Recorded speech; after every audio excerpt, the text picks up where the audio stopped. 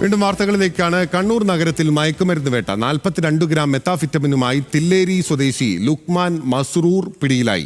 ബംഗളൂരുവിൽ നിന്നും മെത്താഫിറ്റമിൻ കടത്തിക്കൊണ്ടുവന്ന് വിൽപ്പന നടത്തിയയാളാണ് പിടിയിലായത്.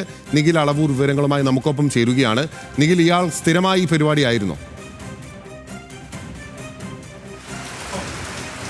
ബിനിൽ, തീർച്ചയായും അത്രയ്ക്ക് തന്നെയാണ് കേസിന് ലഭിച്ചിരിക്കുന്നത്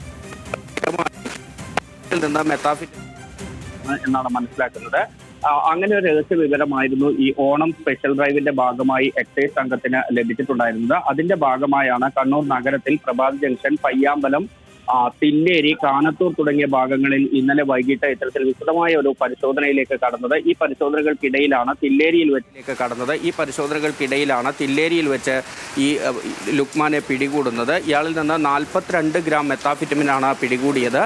മാത്രമല്ല, ഈ മെത്താഫിറ്റമിൻ ചില്ലറയായി തൂക്കി വിൽക്കുന്നതിന് വേണ്ടി ഇലക്ട്രോണിക് ത്രാസ് ഉൾപ്പെടെ കയ്യിൽ കരുതിയായിരുന്നു ഇയാൾ സ്ഥിരമായി യാത്ര ചെയ്തിരുന്നത് എന്നുകൂടി എക്സൈസ് സംഘം പറയുന്നുണ്ട്.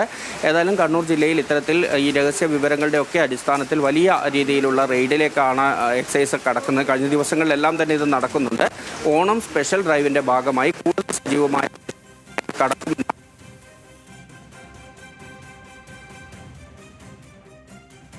ശരി, നിഖിൽ അളവൂരാണ് വിവരങ്ങളുമായി ചേർന്നത്. നിഖിലിന്റെ ഓഡിയോയിൽ ഒരു തകരാറുണ്ട്, അതുകൊണ്ട് നമ്മൾ ഇടപെടുകയാണ്.